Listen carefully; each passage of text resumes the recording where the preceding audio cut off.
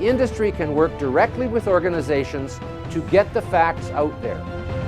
Practice sustainability, bringing the facts to the public about the issue.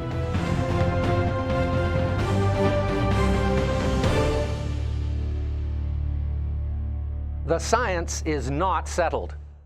I'm going to tell you why carbon dioxide isn't going to end life on our planet, but instead is responsible for the existence of every living thing on Earth. 10 years ago, Al Gore created a documentary called An Inconvenient Truth. After losing the 2000 election to George W. Bush, the journalist turned politician decided it was his job to inform, or rather scare us, that the world was ending, and we were to blame. The assumption is something like this: the Earth is so big, we can't possibly have any lasting harmful impact on the Earth's environment. And maybe that was true at one time, but it's not anymore. But here's the problem. Al Gore is not a scientist. His sleek presentation was simply not true, and I'm about to set some facts straight. Is the Earth warming? Well, yes. There's been slight warming in the past 300 years since the peak of the Little Ice Age. But guess what? There's no scientific proof that this is caused by carbon dioxide. And simply asserting a hypothesis does not prove it to be true. But that doesn't stop environmentalists, activists, and the most troubling, politicians, from calling carbon dioxide a toxic pollutant that will destroy life and bring civilization to its knees. It's so bad that governments say we need to tax it. But think about it. Carbon dioxide, also called CO2, is responsible for all life on Earth. It's the building block.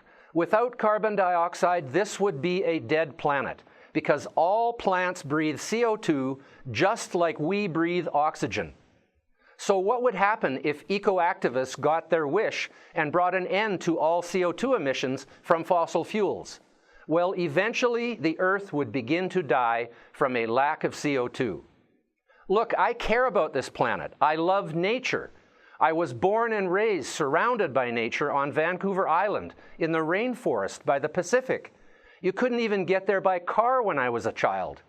I excelled in science in school, and between my love of forests and science, I ended up studying ecology, the science of how all living things are interrelated and how we are related to them. While doing my PhD in ecology in 1971, I joined a group of activists who also cared about the environment. It was the height of the Cold War, and we were worried about the threat of all-out nuclear war. We met in the basement of the Unitarian Church to plan a protest voyage against U.S. hydrogen bomb testing in Alaska. We got huge media attention with our efforts to try to stop the bomb testing. And while we didn't stop that bomb test, it was the last hydrogen bomb the United States ever detonated. This group eventually became known as Greenpeace. Ever heard of them? I spent 15 years on the front lines of the environmental movement, in the top committee of Greenpeace, which soon became the world's largest environmental activist organization. But over time, Greenpeace moved from wanting to save civilization from the destruction of nuclear war to believing humans were the enemies of the Earth. Now remember, I have a PhD in ecology. The first principle of ecology is that we are all part of the same ecosystem. But the Greenpeace message was becoming more and more full of rhetoric. I found myself the only director in Greenpeace International with an education in science. So when the group launched a campaign to ban chlorine, an element essential to public health, I had to leave. Since then, I've taken a sensible approach to environmentalism, one based on science and logic, not sensationalism, misinformation, anti-humanism, and fear. So let's talk about the science behind carbon dioxide and whether or not it's actually causing the climate to change. NASA tells us that carbon dioxide controls Earth's temperature in a childlike denial of the many other factors involved in climate change. But could this fear-mongering be self-serving for NASA? Think about it. NASA also says there might be life on Mars, decades after it was demonstrated there was no life on Mars. Could it be that NASA is just trying to keep their public funding for expeditions to the Red Planet? Maybe that's what NASA is doing with climate change. Okay, what do other organizations say? How about the United Nations Intergovernmental Panel on Climate Change? Unfortunately, they are totally conflicted by their own mandate. See, their brief is to focus on a change of climate which is attributed directly or indirectly to human activity that alters the composition of the atmosphere. They are not required to consider the many natural factors that affect the climate.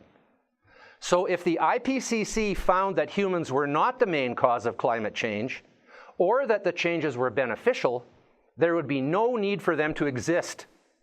But that doesn't stop politicians, mainstream media, and even the Pope from spreading the fear without asking any questions.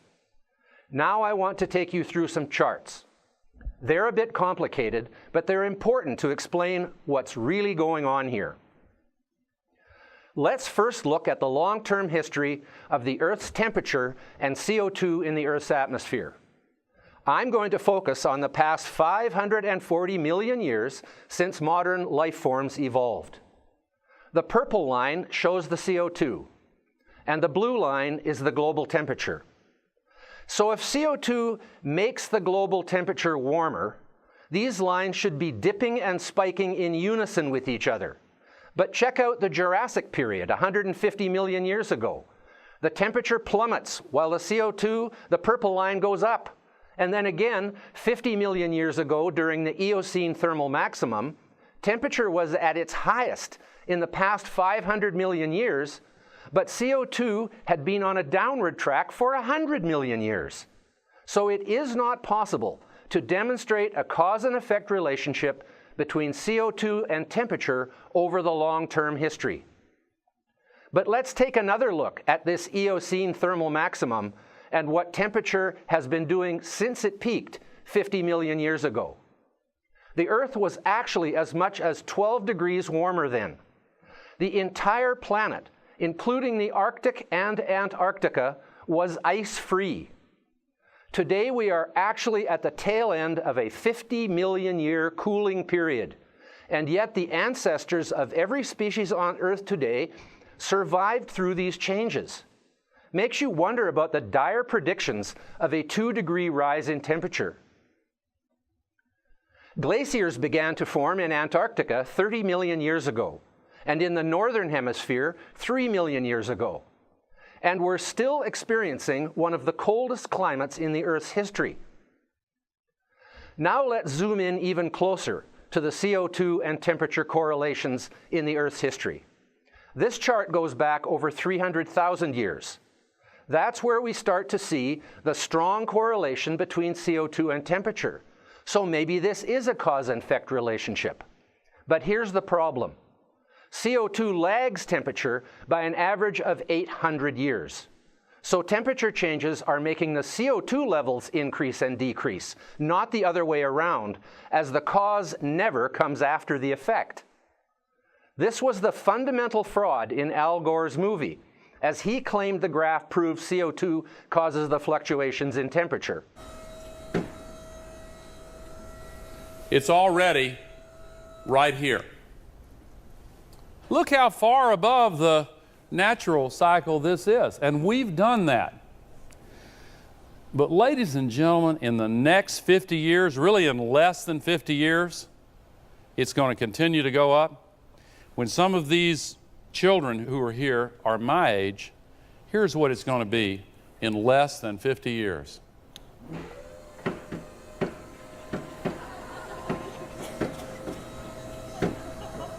You've heard of off the charts. On the temperature side, if this much on the cold side is a mile of ice over our heads, what would that much on the warm side be? But this chart also shows something called the Milankovitch cycles. These are the cycles that are tied to the eccentricity of the Earth's orbit and its axial tilt. And as you can see, the temperatures and CO2 levels go up and down over the past 300,000 years in unison. Why does this matter? Well, just 20,000 years ago, the peak of the last major glaciation, there was 3.3 kilometers of ice on top of what is now the city of Montreal. In fact, 95% of Canada was covered in an ice sheet, and even Chicago was 900 meters under ice. The global warming that has occurred over the past 20,000 years has obviously had nothing to do with human activity. Okay, but that's 20,000 years ago. What about now? The United Nations says that it's extremely likely human emissions have been the dominant cause of global warming since the mid-20th century, so since 1950. Now let's put aside that extremely likely isn't exactly a scientific term. Scientists deal in facts, charts, numbers, and data. So let's look at another chart. Between 1910 to 1940, there was a 30-year period of warming, followed by a cooling from 1940 to 1970, just as CO2 emissions began to rise exponentially. And then from 1970 to 2000, there was another 30-year warming that was very similar in duration and temperature rise to the warming from 1910 to 1940. What caused that warming? How do they know that the causes of the warming from 1970 to 2000 weren't the same as the causes of the warming from 1910 to 1940? The logic and the data just don't add up. The data show clearly that the temperature is not rising exponentially, whereas CO2 emissions are doing so.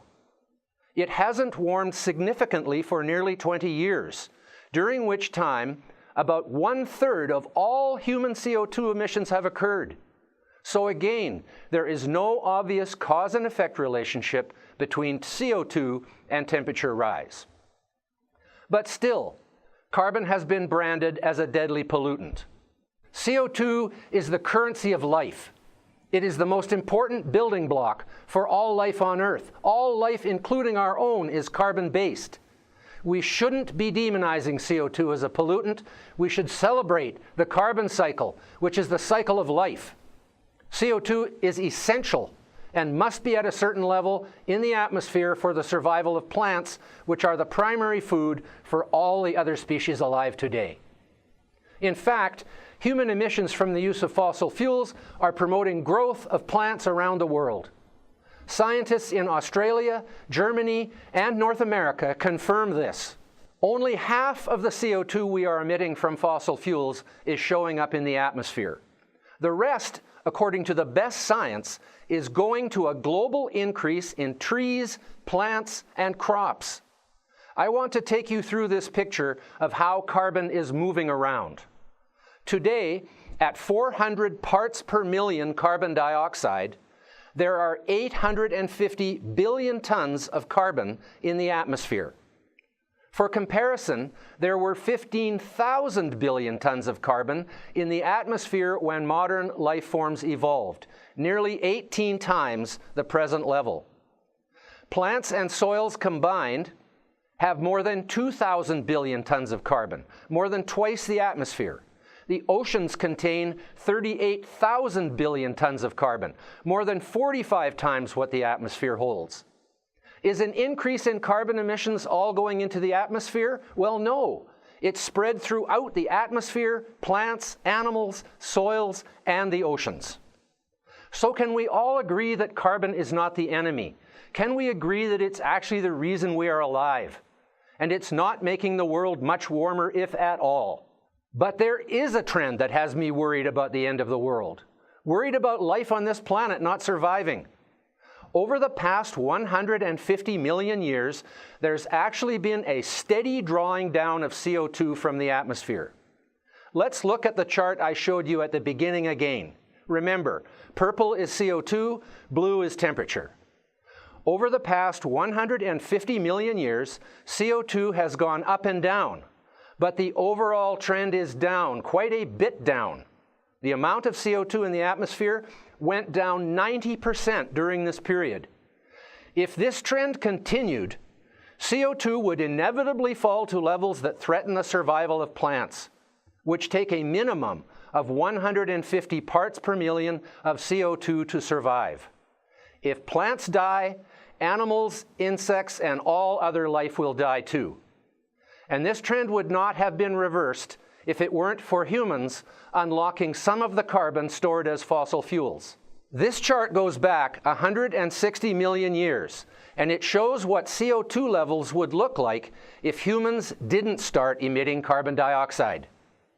Given the present trends of glaciations and interglacial periods, this would have occurred less than 2 million years from today, which seems like infinity to you and I, but it's a mere blink in the 3.5 billion year history of life on Earth. Think about that. Climate activists tell us CO2 is causing the Earth to warm at such a rapid pace that we have to rein in our carbon emissions, tax them even. Remember when Al Gore said this?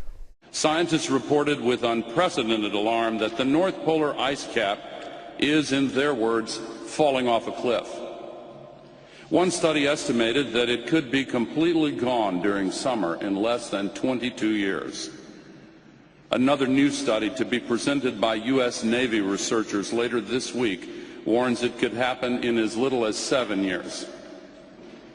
7 years from now. Well, of course, that didn't happen, because the Earth is possibly heading towards another cooling period. And human emissions of carbon dioxide are saving life on Earth from the inevitable starvation and extinction due to lack of CO2. But there's one last bit of unfinished business. Surely, as an environmentalist, I can't think that oil and gas projects like Canada's oil sands are good, right? I mean, look at them.